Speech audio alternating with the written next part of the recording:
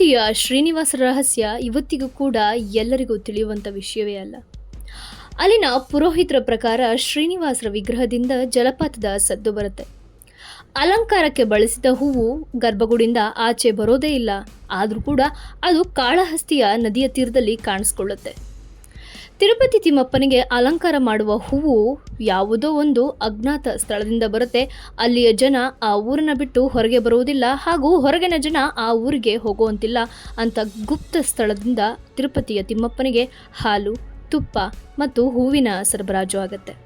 ಅಹಿತ ಕಾರ್ಯವೊಂದು ನಡೆದು ತಿಮ್ಮಪ್ಪನ ದೇಗುಲಕ್ಕೆ ಸತತ 12 ವರ್ಷಗಳ ಕಾಲ ಬೀಗವನ್ನು ಜಡಿಯಲಾಗುತ್ತೆ. ಎಲ್ಲರಿಗೂ ನಮಸ್ಕಾರ. ವಿಚಿತ್ರ ಡೈರಿ ಯೂಟ್ಯೂಬ್ ಚಾನೆಲ್ಗೆ ಸ್ವಾಗತ. ನಾನು ಚಿತ್ರ ವೆಂಕಟೇಶ್. ಕಲ್ಯಾಣಾದ್ಭುತ ಗಾತ್ರಾಯ ಕಾಮಿತಾರ್ಥ ಪ್ರದಾಯಿನಿ ಶ್ರೀಮದ್ ವೆಂಕಟನಾಥಾಯ ಶ್ರೀನಿವಾಸಾಯತೆ ನಮಃ. ಕಲಿಯುಗದ ಕಾಮಧೇನು ಕಲ್ಪವೃಕ್ಷ ನಮ್ಮ ತಿರುಪತಿಯ ವೆಂಕಟೇಶ್ವರ ಸ್ವಾಮಿ.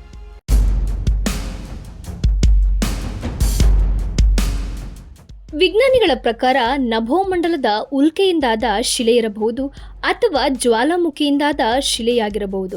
ಆದರೆ ತಿಮ್ಮಪ್ಪನ ವಿಗ್ರಹ ಈ 2 ಶಿಲೆಗಳ ಮಧ್ಯದ ವಿಗ್ರಹ. ಇದು ಭೂಲೋಕದಲ್ಲೇ ಎಲ್ಲೂ ಸಿಗದ ಕಲ್ಲು ಅಂತ ಹೇಳ್ತಾರೆ. ಹಾಗಿದ್ರೆ ಎಲ್ಲರ ನಂಬಿಕೆಯಂತೆ ಶ್ರೀನಿವಾಸರು ಸ್ವತಃ ತಾವಾಗಿಯೇ ಮಾನವ ರೂಪದಿಂದ ಶಿಲೆಯಾದ್ರ? ಇನ್ನು ಯಾರೆಲ್ಲ ನನ್ನ ಚಾನಲ್ನ ಸಬ್ಸ್ಕ್ರೈಬ್ ಮಾಡಿಲ್ಲ ಅಂದರೆ ಚಾನಲ್ನ ಸಬ್ಸ್ಕ್ರೈಬ್ ಮಾಡ್ಕೊಳ್ಳಿ, ಮೇಲೆ ಕಾಣ್ತಿರುವ ಬೆಲ್ ಐಕಾನ್ ಒತ್ತಿ.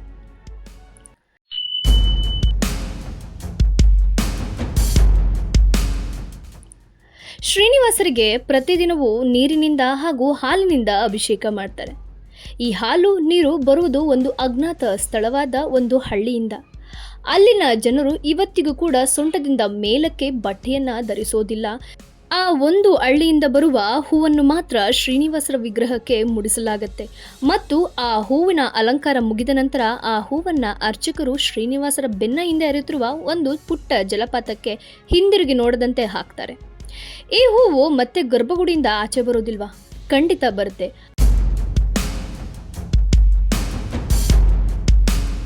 ಅದು ತಿರುಪತಿ ಮತ್ತು ಕಾಳಹಸ್ತಿ ದಾರಿಯಲ್ಲಿ ಬರುವ ಏರ್ಪಡು ಎಂಬ ಹಳ್ಳಿಯಲ್ಲಿರುವ ಒಂದು ನದಿ.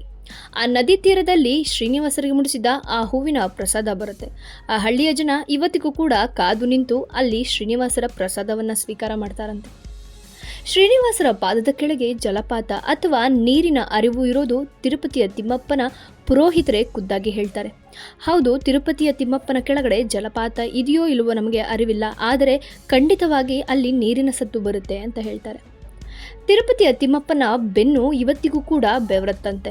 ಕೆಲವರ ನಂಬಿಕೆಯ ಪ್ರಕಾರ ಶ್ರೀನಿವಾಸರಿಗೆ ಉದ್ದ ಕೂದಲಿದೆ ಅಂತ ಹೇಳ್ತಾರೆ. ಆದರೆ ಕುಲಪುರೋಹಿತರು ಹೇಳುವ ಪ್ರಕಾರ ಶ್ರೀನಿವಾಸರಿಗೆ ನೈಜವಾದ ಕೂದಲಿಲ್ಲ. ವಿಗ್ರಹದಲ್ಲಿ ಕೂದಲಿನ ಕೆತ್ತನೆ ಇದೆ, ಆದರೆ ಅದು ಅನ್ಯ ವಿಗ್ರಹಕ್ಕಿಂತ ವಿಭಿನ್ನವಾಗಿದೆ. ಪ್ರತಿಯೊಂದು ಕೂದಲು ಎಳೆಯಾಗಿ ಅದನ್ನು ಕೆತ್ತಲಾಗಿದೆ. ಇದೇ ಶ್ರೀನಿವಾಸರ ವಿಗ್ರಹದ ಕೂದಲಿನ ರಹಸ್ಯ. ಶ್ರೀನಿವಾಸರು ಸರಿಸುಮಾರು 9 ಅಡಿ ಎತ್ತರವಿದ್ದಾರೆ. ಅವರ ಎದೆಯ ಇಂಚು 40, ಅವರ ಸೊಂಟದ ಅಳತೆ 27. ಹೌದು, ಇಷ್ಟು ಅಳತೆ ಇರುವ ಶ್ರೀನಿವಾಸರ ವಿಗ್ರಹ ಪ್ರತಿ ಕ್ಷಣವೂ 110 ಡಿಗ್ರಿ ಸುಡ್ತಾ ಇರುತ್ತಂತೆ.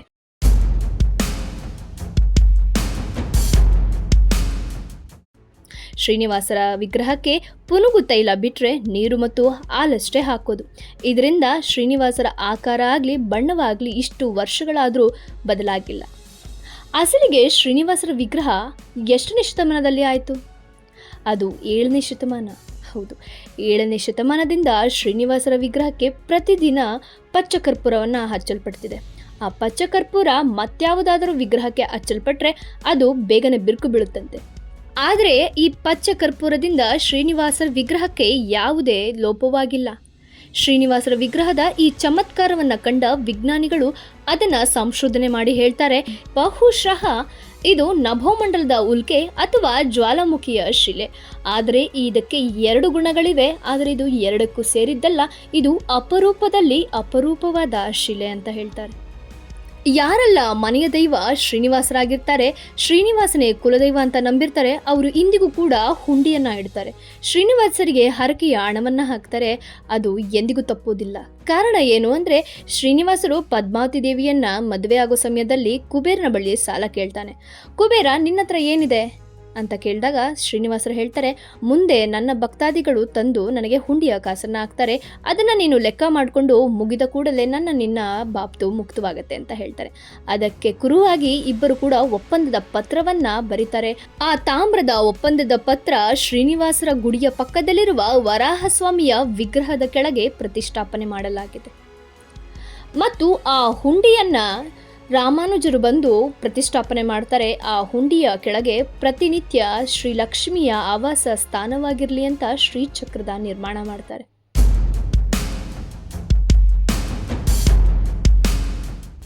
ಮತ್ತೊಂದು ಅಚ್ಚರಿ ಏನಂದ್ರೆ, ಶ್ರೀನಿವಾಸರ ಬೆನ್ನ ಹಿಂದೆ ಕೂಡ ಒಂದು ಶ್ರೀಚಕ್ರವನ್ನ ನಿರ್ಮಾಣ ಮಾಡ್ತಾರೆ ರಾಮಾನುಜರು. ನಮ್ಮ ಶ್ರೀನಿವಾಸ ಶಶಿವದನ, ಸುಂದರರಲ್ಲಿ ಅತಿ ಸುಂದರರಾದ ಪುರುಷೋತ್ತಮ ದೇವ.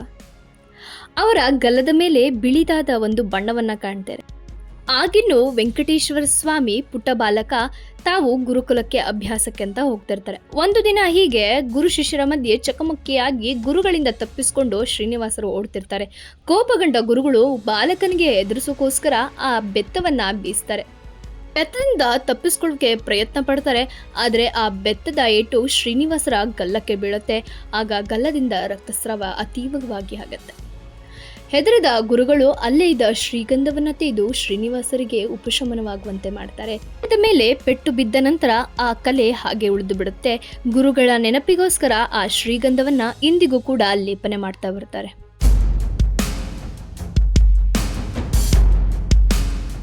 ತಿಮ್ಮಪ್ಪನ ದರ್ಶನ ಮುಗಿದ ಕೂಡಲೇ ನಾವು ನೋಡೋದು ಬಂಗಾರದ ಗೋಪುರ, ಅಲ್ಲಿನ ವಿಮಾನ ಶ್ರೀನಿವಾಸರನ್ನ. ಅಸಲಿಗೆ ಈ ವಿಮಾನ ಶ್ರೀನಿವಾಸನ ಪ್ರತಿಷ್ಠಾಪನೆ ಯಾಕೆ ಮಾಡ್ತಾರೆ? ಸರಿಸುಮಾರು 1800ನೇ ಇಸ್ವಿಯಲ್ಲಿ ಶ್ರೀನಿವಾಸರ ದೇಗುಲಕ್ಕೆ ಸತತ 12 ವರ್ಷಗಳ ಕಾಲ ಬೀಗ ಜಡಿಯಲಾಯಿತು. ಅಲ್ಲಿ ಘಟಿಸಿದ ಒಂದು ಅಹಿತಕರ ಘಟನೆಯಿಂದ ಶ್ರೀನಿವಾಸರ ದೇಗುಲಕ್ಕೆ ಬೀಗ ಜಡಿದಿದ್ರು. ಭಕ್ತಾದಿಗಳ ಕೋರಿಕೆ ಮೇಲೆ ಶ್ರೀನಿವಾಸರ ದರ್ಶನ ಆಗಲೇಬೇಕಿತ್ತು, ಆದರೆ ಅದಕ್ಕೆ ಸಾಧ್ಯವಿರಲಿಲ್ಲ. ಇದಾದ ನಂತರ ಪಂಡಿತರು ವಿಚಾರಿಸಿ ಆ ಶ್ರೀನಿವಾಸರ ವಿಗ್ರಹದ ತೇಟ್ ಯಥಾವತ್ ವಿಗ್ರಹವನ್ನ ಗೋಪುರದ ಮೇಲೆ ಪ್ರತಿಷ್ಠಾಪನೆ ಮಾಡ್ತಾರೆ. ಆಗ ಭಕ್ತಾದಿಗಳು ಈ 12 ವರ್ಷಗಳ ಕಾಲ ಆ ವಿಮಾನ ಶ್ರೀನಿವಾಸರನ್ನೇ ತನ್ನ ಶ್ರೀನಿವಾಸ ಅಂತ ನಂಬ್ತಾ ಆ ದೇವರಿಗೆ ಪೂಜೆ ಮಾಡ್ತಾ ಬರ್ತಾರೆ.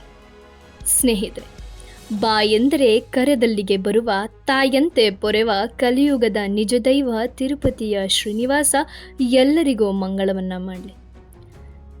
ನಿಮಗೆ ಈ ವಿಡಿಯೋ ಇಷ್ಟವಾಗಿದೆ ಅಂತ ಭಾವಿಸ್ತೇನೆ. ನಿಮ್ಮ ಅನಿಸಿಕೆ ಅಭಿಪ್ರಾಯವನ್ನ ಕಮೆಂಟ್ ಮಾಡುವ ಮೂಲಕ ನಮಗೆ ತಿಳಿಸಿಕೊಡಿ. ಧನ್ಯವಾದಗಳು.